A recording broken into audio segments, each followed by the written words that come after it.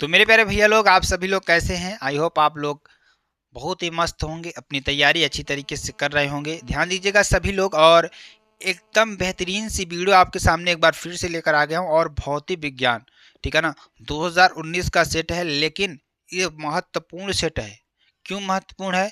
हमें लगा कि ये जो मॉडल पेपर का जो है बनाना एक यूनिक है। मतलब कहने का मतलब, इसमें जो प्रश्न आए हुए हैं 2022 में भी आए हुए हैं और 2023 में भी आए हुए हैं। ठीक, तो इन्हीं सभी प्रश्नों को एक बार आपको देखना है, अच्छी तरीके से सलूशन भी करना है और समझते हुए भी चलना है कि आखिरकार हमें कितने और पढ़ने की ज़रूरत है, हमें कितना और सुधार करना है अपनी पढ़ाई में, और हमें और कितनी चीज़ों को समझना है ताकि हम एग्ज़ाम में एक अच्छा स्कोर कर पाएँ। अच्छा स्कोर तभी कर पाओगे मेरे प्यारे भैया लोग, जब चीज़ों को आप समझोगे, ठीक है ना। मतलब यहाँ पर बात करेंगे इंटरमीडिएट परीक्षा उत्तर प्रदेश की बात करेंगे। मैं इसकी बात हर मॉडल पेपर पे नहीं कर सकता हूँ। मैंने आपको बहुत बार बताया है कि आपकी कॉपी में सलूशन करके बता रहा हूँ कैसे आपको प्रश्नों को लिखना है। मैं बार बार यही चीज़ बताते चला आया हूँ और अब भी बता रहा हूँ कि आपको ये फ्रंट पेज पर गलती बिल्कुल भी नहीं करनी है। अगर आप फ्रंट पेज पर गलती करते हैं ना, तो आपको वहाँ पर ध्यान दीजिएगा, अगर आप फ्रंट पेज पर गलती करते आपकी कॉपी भी नहीं चेक होगी। पहली बात तो ये है। तो ये चीज़ आप हमेशा दिमाग में रखकर चलिएगा कि हमें फ्रंट पेज पर बिल्कुल भी कोई प्रकार की त्रुटि नहीं करनी है। ये बात आप नोट कर लीजिएगा, ठीक है ना मेरे प्यारे भैया लोग। और एक चीज़ और है, अपनी राइटिंग, अभी आपके पास टाइम है तो राइटिंग थोड़ा विशेष ध्यान दीजिएगा। राइटिंग पर विशेष ध्यान दीजिएगा, राइटिंग को भी अच्छी तरीके से सुधार कर लिखिएगा। ठीक, तो चलिए इस मॉडल पर के प्रश्नों को देखते हैं और कैसे लिखना है ध्यान दीजिएगा। जैसे इसमें देखिए लिखा हुआ है खंड अ डालना है आपको, और प्रश्न नंबर 1 का क डालना है। और यहाँ पे देखिए हमने क्या लिखा हुआ है, प्रश्न को भी पूरा लिखा हुआ है, उत्तर को भी पूरा लिखा हुआ है। आपको इतनी चीजें गायब कर देना है, ये प्रश्न वाली चीजों को क्या कर देना है, गायब कर देना है। क्योंकि मैंने ऐसा क्यों किया है, मॉडल पेपर के प्रश्नों को लिखा, उसका इसका सोल्यूशन किया। आपको क्या करना है, सिर्फ और सिर्फ सोल्यूशन करना है, प्रश्नों को नहीं लिखना है। अगर आप प्रश्न को भी लिखते हैं तो आपका समय बहुत ही खराब होगा, समय आपका जाया चला जाएगा, तो इसलिए आपको ऐसा नहीं करना है। ठीक, तो पहला प्रश्न की ओर बढ़ते हैं। पहला प्रश्न आपके सामने क्या है, तो प्रश्न आपके सामने क्या दे रखा है कि पीएन संधि डायोड की अवक्षय परत में होते हैं, क्या होते हैं, केवल इलेक्ट्रॉन होते हैं, केवल कोटर होते हैं, इलेक्ट्रॉन तथा कोटर दोनों होते हैं, न इलेक्ट्रॉन और न कोटर होते हैं। तो ध्यान दीजिएगा, अब यहाँ पर जो अवक्षय परत होती है ना, इसमें क्या क्या चीजें होती हैं, मैं उसकी चर्चा करता हूँ। भैया लोग, पीएन संधि डायोड आप लोग पढ़े होंगे, ठीक है ना। तो पीएन संधि डायोड क्या होते हैं, ध्यान दीजिएगा।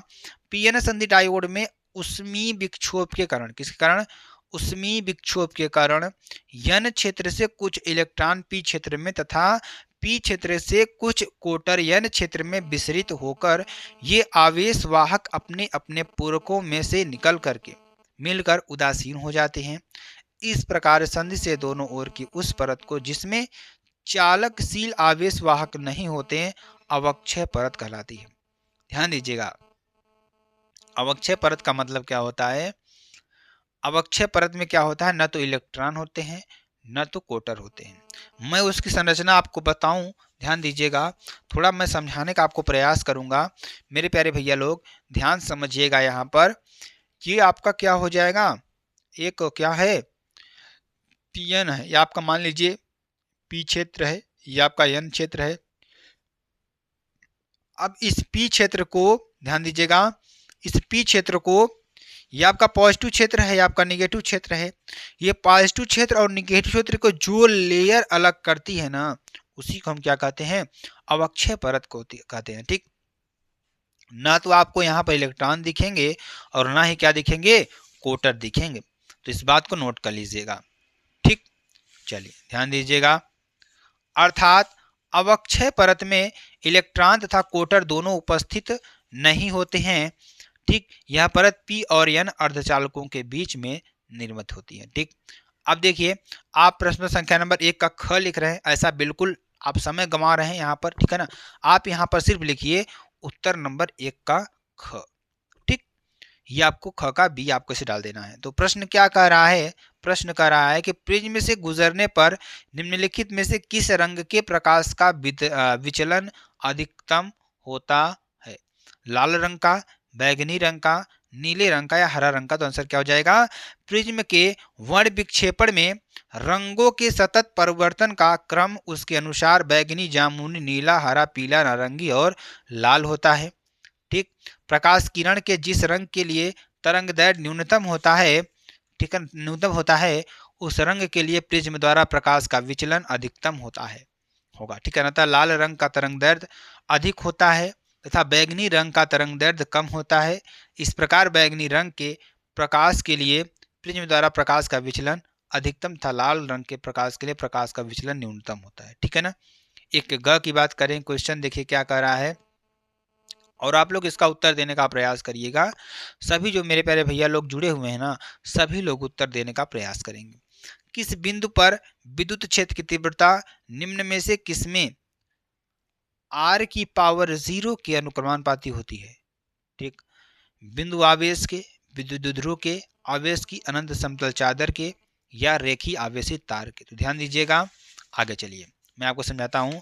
देखिए क्या कह रहा है कि आवेशित अनंत समतल चादर के लिए प्रत्येक बिंदु पर जो विद्युत क्षेत्र की तीव्रता होती है एक समान होती है, अर्थात यह दूरी पर नहीं निर्भर करती है, अर्थात यानी इस प्रकार इसमें विद्युत क्षेत्र की तीव्रता R0 के अनुक्रमानुपाती होता है। विद्युत क्षेत्र की तीव्रता की बात करेंगे E बराबर sigma upon 2 upon epsilon not. ठीक है ना, ये आपका हो जाएगा। अगला क्वेश्चन एक के घ की बात करेंगे। एक प्रत्यावर्ती परिपथ में R बराबर 100 ओम, XL बराबर 30 ओम तथा XC बराबर 200 ओम श्रेणी के क्रम में जुड़े हैं, तो आरोपित विद्युतवाहक बल तथा धारा में कलांतर 0 डिग्री, 30 डिग्री, 45 डिग्री और 90 डिग्री। तो आंसर क्या हो जाएगा? ध्यान दीजिएगा। ज्ञात है कि एक प्रत्यावर्ती परिपथ में R बराबर 100 ओम, XL बराबर 300 ओम तथा XC बराबर 200 ओम श्रेणी क्रम में जुड़े हैं, तब आरोपित विद्युतवाहक बल तथा प्रवाहित धारा में कलांतर क्या हो जाएगा? tan phi बराबर XL माइनस XC अपान R, या tan phi बराबर 300 माइनस 200 बटे 100, या tan phi बराबर 1। tan phi बराबर क्या हो जाएगा? tan 45 डिग्री, या phi बराबर 45 डिग्री आपका हो जाएगा। ठीक है ना। चलिए अगले प्रश्न की बात करते हैं, एक क्यंगा की बात करेंगे। प्रश्न क्या कर रहा है? डोमेन पदार्थ में बनते हैं, डोमेन पदार्थ किस पदार्थ में बनते हैं? डोमेन किस पदार्थ में बनते हैं? प्रतिचुंबकीय में, अनुचुंबकीय में, लौह चुंबकीय में, इसमें से सभी। तो आंसर क्या हो जाएगा? लौह चुंबकीय पदार्थों का प्रत्येक परमाणु स्वयं में चुंबकीय द्विध्रुव होता है। पदार्थ के भीतर कुछ जटिल अन्योन्य क्रियाओं के कारण असंख्य परमाणु समान रूप से संरेखित होकर कुछ प्रभाव क्षेत्र बना लेते हैं। इन प्रभाव क्षेत्रों को ही डोमन कहते हैं। प्रत्येक डोमन में 10⁻17 से 10⁻21 तक परमाणु पाए जाते हैं। ठीक है ना, ये आपका हो जाएगा। अगले क्वेश्चन की बात करेंगे। विद्युत चुंबकीय तरंगों की आकृति होती, जो विद्युत चुंबकीय तरंगे होते हैं ना, उसकी आकृति कैसी होती है? अनुप्रस्थ होती है, अनुदैर्ध्य होती है, अनुप्रस्थ और अनुदैर्ध्य दोनों होती है, इनमें से कोई नहीं। तो आंसर क्या हो जाएगा? ध्यान दीजिएगा। विद्युत चुंबकीय तरंगों की प्रकृति अनुप्रस्थ होती है। विद्युत चुंबकीय तरंगों में विद्युत क्षेत्र तथा चुंबकीय क्षेत्र परस्पर एक दूसरे के लंबवत तथा समान कला में होते हैं। निर्वात में इनकी चाल प्रकाश की चाल के समान यानी कि 3 × 10⁸ मीटर प्रति सेकंड होती है। ठीक है ना। चलिए ध्यान दीजिएगा। खंड ब की बात करेंगे तो खंड ब में ध्यान दीजिएगा, संख्या नंबर 2 के क की बात करेंगे। तो यदि R प्रतिरोध और C धारिता हो तो सिद्ध कीजिए कि RC का मात्रक क्या है? सेकंड है। ठीक, तो RC की बीमा क्या हो जाएगी? प्रतिरोध R की बीमा, धारिता C की बीमा। प्रतिरोध की बीमा क्या होती है?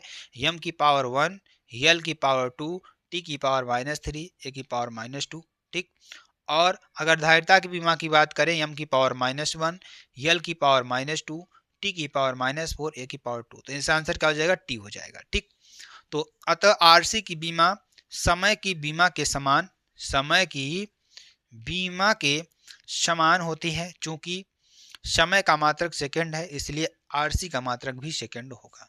ठीक, चलिए 2 के ख की बात करेंगे। तो किसी लेंस की क्षमता किसमें अधिक होगी? वायु या जल में? मान लीजिए कोई लेंस है, उसकी क्षमता किसमें अधिक होती है? वायु में या जल में? आपको ये बताना है। तो ध्यान दीजिएगा, किसी लेंस की जो क्षमता होती है सबसे अधिक वायु में होती है। ठीक, 2 के ग की बात करेंगे। क्वेश्चन क्या कर रहा है? हाइड्रोजन परमाणु में इलेक्ट्रॉन नाभिक के चारों ओर प्रति सेकंड 6.0 × 10⁻15 चक्कर लगाता है। वृत्तीय पथ के किसी बिंदु पर धारा का मान क्या होगा, इलेक्ट्रॉन पर आवेश कितना दे रखा है, दे रखा है कि कितना दे रखा है 1 × 10⁻⁻19 कूलाम। ठीक, दिया क्या है, n बराबर दे रखा है 6.0 × 10⁻15 चक्कर प्रति सेकंड, तथा कूलाम इलेक्ट्रॉन पर आवेश कितना ई बराबर कितना है 1.6 × 10⁻19 कूलाम दे रखा है।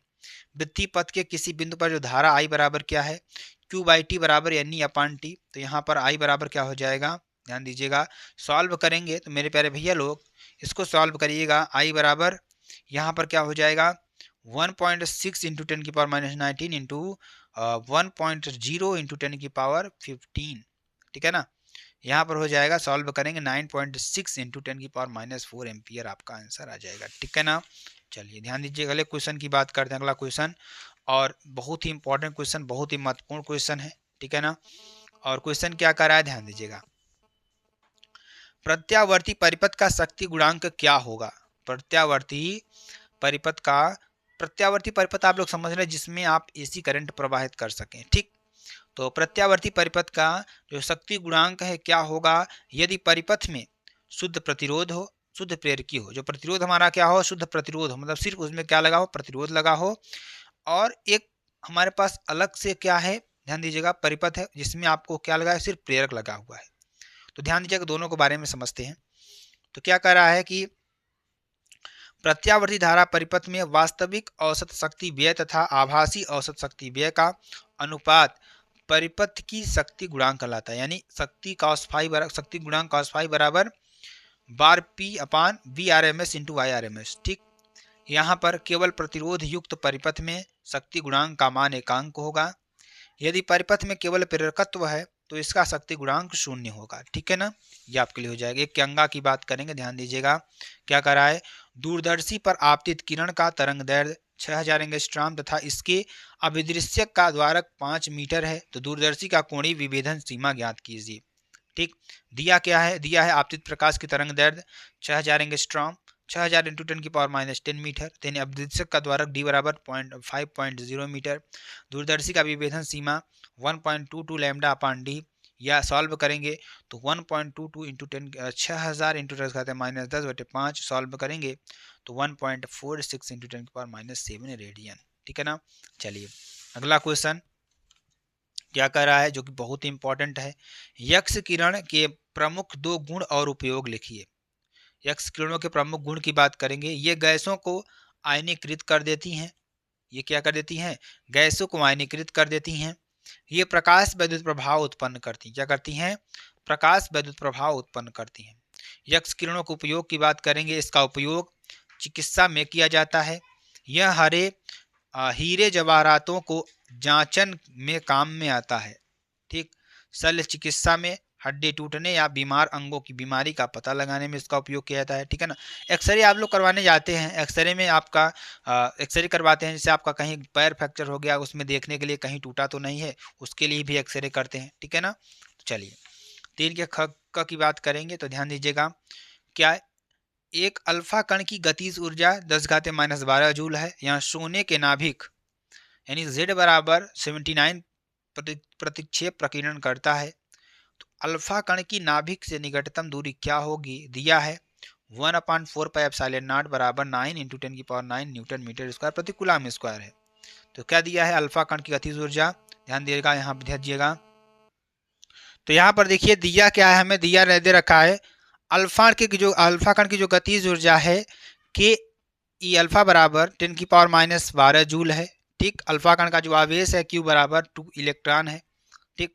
सोने के नाभिक पर जो आवेश है Q बराबर ZE कितना दे रखा है 2 × 1.6 × 10⁻19 कूलाम, और जो Q है 79 × 1.6 × 10⁻19 कूलाम है, और यहाँ पर QVE बराबर 1.4πε0 × Q/d, ठीक है ना। ये आपके लिए हो जाएगा। तो ध्यान दीजिएगा, वेरी वेरी मोस्ट इंपॉर्टेंट, इसको सोल्यूशन करेंगे तो अल्फा कण की जो निकटतम दूरी हमें निकल कर आएगी डी नाभिक से 1/4πε0 Q × Q/k E alpha solve करेंगे 9 into 10⁹ into 2 into 1.6 into 10⁻19 into 79 into 1.6 into 10⁻19 यानी अपन 10⁻12। ठीक है ना। सॉल्व करेंगे तो क्या आ जाएगी 36.4 फर्मी। ठीक, अल्फा कण की जो नाभिक से निकटतम दूरी आएगी डी बराबर 36.4 फर्मी आपका आएगा। ठीक है ना। चलिए अगला क्वेश्चन जो कि आपके लिए बेहद इंपॉर्टेंट ये भी है। 3 के ख की बात करेंगे। अर्धचालक क्या है? अर्धचालक क्या होते हैं? नैज अर्धचालक और बाह्य अर्धचालक में क्या अंतर होता है? ठीक, चलिए समझते हैं। वे पदार्थ क्या कर रहे हैं? वे पदार्थ ध्यान दीजिएगा, बहुत ही इंपॉर्टेंट है। वे पदार्थ जिनका चालकता चालक पदार्थों से कम तथा अचालक पदार्थों से अधिक होता है, ठीक, अर्धचालक कहलाते हैं। ठीक है ना, ये आप बना लीजिएगा थोड़ा। ठीक है ना।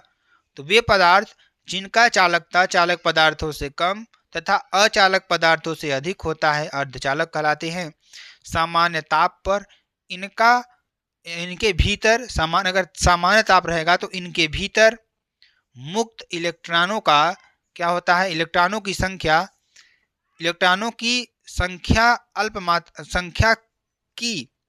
का अल्प मात्रा होती है। क्या होती है? अल्प मात्रा होती है। ठीक है ना। अतः इनके भीतर क्या होता है? मुक्त वैद्युत क्षेत्र क्या होता है? स्थापित करने पर, ठीक है ना, स्थापित करने पर क्या होता है? ठीक है ना, अति अल्प धारा क्या होती है? अति अल्प धारा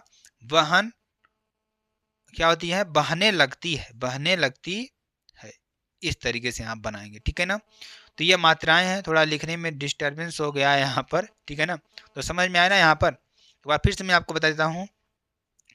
वे पदार्थ जिनका चालकता चालक पदार्थों से कम तथा अचालक पदार्थों से अधिक होता है अर्धचालक पदार्थ कहलाते हैं। सामान्य ताप पर इनके भीतर मुक्त इलेक्ट्रॉनों की संख्या अल्प होती है। अतः इनके भीतर मुक्त वैद्युत क्षेत्र स्थापित करने पर अति अल्प धारा बहने लगती है। ठीक, नैज अर्धचालक की बात करेंगे। वह शुद्ध अर्धचालक जिसमें कोई अपद्रव्य न मिला हो नैज अर्धचालक कहलाता है। जैसे जर्मेनियम तथा सिलिकॉन प्राकृतिक अवस्था में नैज अर्धचालक है। नैज अर्धचालक चालक की चालकता बहुत कम होती है जिससे उनकी कोई व्यावहारिक उपयोग नहीं हो सकता। देखिए कहने का मतलब, इसमें कोई अर्धचालक पदार्थ हमारे पास है, जैसे जर्मेनियम हो गया, सिलिकॉन हो गया, इसमें क्या करते हैं हम? फास्फोरस और एंटीमनी की क्या करते हैं? डोपिंग करते हैं, उसमें अशुद्धि मिलाते हैं। जैसे आपके पास कोई पदार्थ है, लोहा है, उसमें पीतल को मिलाइए, ठीक, तो उसी तरीके से इसमें भी डोपिंग करते हैं तो क्या कहलाता है? अर्धचालक कहलाता है। ठीक, और ये आपका शुद्ध अर्धचालक मतलब जिसे जर्मेनियम, एंटीमनी, सिलिकॉन हो गया, तो इसमें कोई हम पदार्थ डोपिंग नहीं करेंगे तो ये आपका शुद्ध अर्धचालक होगा। ठीक है ना। चलिए बाह्य अर्धचालक की बात करेंगे। बाह्य अर्धचालक में ध्यान दीजिएगा कि जर्मेनियम क्रिस्टल में यदि संयोजकता 5 अथवा 3 वाला पदार्थ, जैसे मैंने आपको बताया ना, 5 संयोजकता फास्फोरस, एंटीमनी, 3 संयोजकता वाला पदार्थ मिश्रित कर दे तो क्रिस्टल की चालकता 16 गुना बढ़ जाती है। ऐसे अशुद्ध चालकों को बाह्य अर्धचालक कहते हैं। जिसे मिश्रित करने की यह प्रक्रिया अपमिश्रण कहलाती है। ठीक, चलिए अगला क्वेश्चन ध्यान दीजिएगा। एक बूंद जिसका द्रव्यमान 4.8 इंटू 10⁻10 ग्राम है तथा जिस पर आवेश 2.4 इंटू 10⁻18 कूलाम है, दो क्षैतिज व आवेशित प्लेटों के बीच संतुलन अवस्था में लटका है, तो प्लेटों के बीच की दूरी 1.0 सेंटीमीटर है। तो प्लेटों के बीच विभवांतर ज्ञात कीजिए।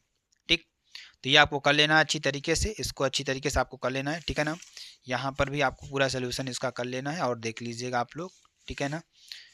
चलिए अगले क्वेश्चन की हम बात करते हैं। अगला क्वेश्चन, अर्ध आयु और क्षय नेतांक में संबंध आपको बताना है। तो ये आपको पहले लिखना है, उसके बाद आपको ये चीज लिखना है। ठीक, ये आपको पूरा लिख लेना है। ठीक है ना, ये आपका आंसर हो जाएगा। ठीक, चलिए अगला क्वेश्चन क्या है आपके पास, ध्यान दीजिएगा। 4 के क की बात करेंगे और राइटिंग आपको सेम टू सेम ऐसे ही लिखनी है जैसे यहाँ पर लिखा गया है। ठीक है ना। तो मुक्त इलेक्ट्रॉनों के क्या कर रहा है? मुक्त इलेक्ट्रॉन के अनुगमन वेग से आप क्या समझते हैं? अनुगमन वेग के सिद्धांत के आधार पर आप ओम का नियम निगमित कीजिए। चलिए इसको सॉल्व करते हैं, ध्यान दीजिएगा। अनुगमन वेग किसे कहते हैं, ध्यान दीजिएगा। जब चालक के सिरों पर सेल या बैटरी गति करते हुए इलेक्ट्रॉनों की गति पर वैद्युत क्षेत्र के कारण विपरीत दिशा में क्या होता है, एक सूक्ष्म नियत औसत वेग आरोपित हो जाता है, तो इसे ही अनुगमन वेग या अपवाह वेग कहते हैं। इसका औसत मान लगभग 10⁻⁻⁴ मीटर प्रति सेकंड होता है। ठीक, अर्थात अनुगमन वेग bd बराबर -e टाउ अपान m इंटू वेक्टर e। ठीक है ना, ये आपका होगा। आगे देखिए, मुक्त इलेक्ट्रॉन मॉडल अथवा अनुगमन वेग के आधार पर ओम के नियम का निगमन कैसे करेंगे। मान लेते हैं, माना चालक के सिरों पर जो आरोपित विभवांतर v है तथा चालक में बहने वाली धारा I है, तो ओम के नियम से v अपान I बराबर R, जहां R क्या है, चालक का वैद्युत प्रतिरोध है। यह नियम केवल धातु चालकों के लिए ही सत्य है। ठीक, चूंकि चालक में प्रवाहित धारा I बराबर क्या हो जाएगा, NeAVD, जहां n क्या है, एकांक आयतन में मुक्त इलेक्ट्रॉनों की संख्या है, Vd क्या है, अनुगमन वेग, तथा A क्या है, अनुप्रस्थ काट का क्षेत्रफल है। ठीक है ना, ये आपके लिए हो जाएगा।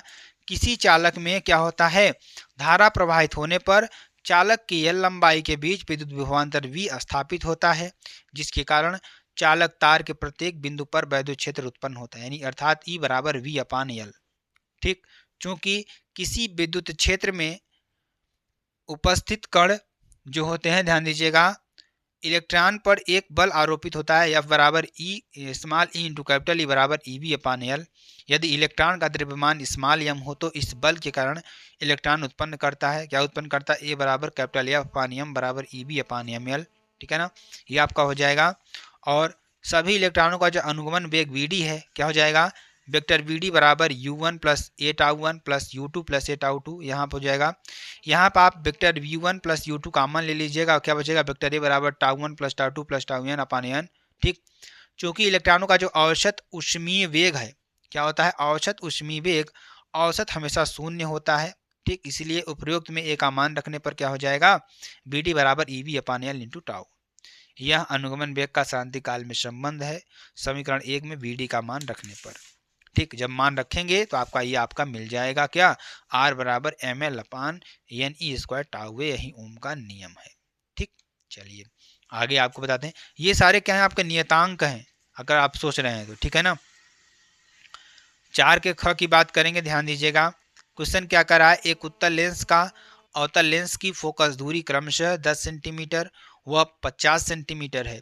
दोनों लेंस संपर्क में रखे हैं, तो इस युग्म को 25 सेंटीमीटर की दूरी पर वस्तु रखी है, तो वस्तु के प्रतिबिंब की स्थिति ज्ञात। देखिए, सबसे बड़ा काम आपको क्या करना है मेरे प्यारे भैया लोग, क्वेश्चन को लिखना है। सबसे पहले क्या करना है, क्वेश्चन को अच्छी तरीके से लिखो पहले। ठीक है ना, कि कितने क्वेश्चन इसमें पूछे गए हैं और हमने कैसे सॉल्व किया। आप अपनी तरीके से सॉल्व करने का प्रयास करिएगा, ताकि आपको अच्छा मार्ग मिल सके, अच्छी तरीके से आप समझ सकें। ठीक है ना, तो ज्ञात है कि एक उत्तल लेंस की फोकस दूरी F1 बराबर 10 सेंटीमीटर दिया है इसमें। ठीक, तो इसमें निकालना क्या है, प्रतिबिंब की स्थिति ज्ञात करनी है आपको, प्रतिबिंब कहाँ बनेगा, तथा अवतल लेंस की फोकस दूरी दे रखा है F2 बराबर 50 सेंटीमीटर। तो संयुक्त लेंस की फोकस दूरी क्या हो जाएगी, 1 अपान F बराबर 1 अपान F1 प्लस 1 अपान F2। तो 1 अपान F बराबर 1/10 माइनस 1/50। ठीक, तो F बराबर क्या हो जाएगी, 12.5 सेंटीमीटर। क्या हो जाएगा, 12.5 सेंटीमीटर। ठीक है ना, तो ध्यान दीजिएगा, चूंकि लेंस युग्म से वस्तु की दूरी u बराबर कितना दे रखा है, -25 सेंटीमीटर।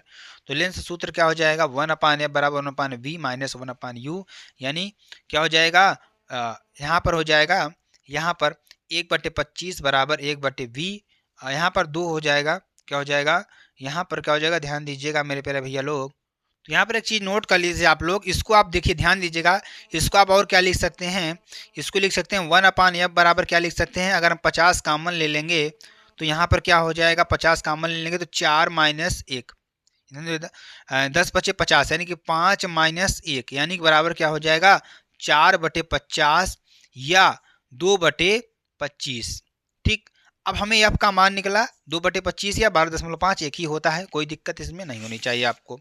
अब यहाँ पर हम मान रखेंगे किसका, F का मान यहाँ पर पुट करेंगे, यानी F बराबर क्या रखेंगे, 2/25 बराबर 1/V माइनस 1/-25। तो यहाँ पे सॉल्व करेंगे, 2/25 2/25 माइनस 1/25, 25 कॉमन लेंगे तो 1/25, v बराबर का आ जाएगा आपका 25 सेंटीमीटर।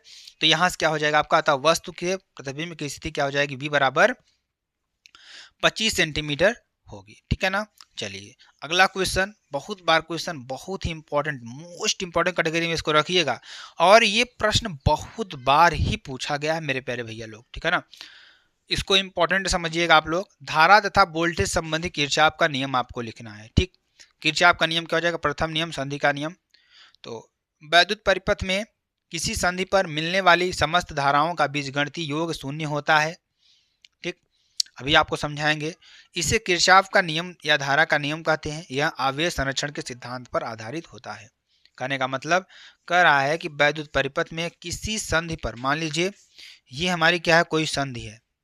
ठीक है ना, इससे जो धाराएं जा रही हैं और इस पर जो धाराएं आ रही हैं, इसका जो समस्त योगफल होगा ना, वो शून्य होगा। ठीक, ये आपका हो जाएगा। चलिए ध्यान दीजिएगा, यहाँ पर आप देख रहे हैं, यहाँ पे आप देख रहे हैं I1 plus I2 minus I3 minus I4 plus I5 बराबर 0। ठीक, अतः संधि की ओर आने वाली धाराओं का योग संधि से दूर जाने वाली धाराओं का योग क्या होगा, बराबर होता है। ठीक, द्वितीय नियम की बात करेंगे, या लूप का नियम आपका होता है।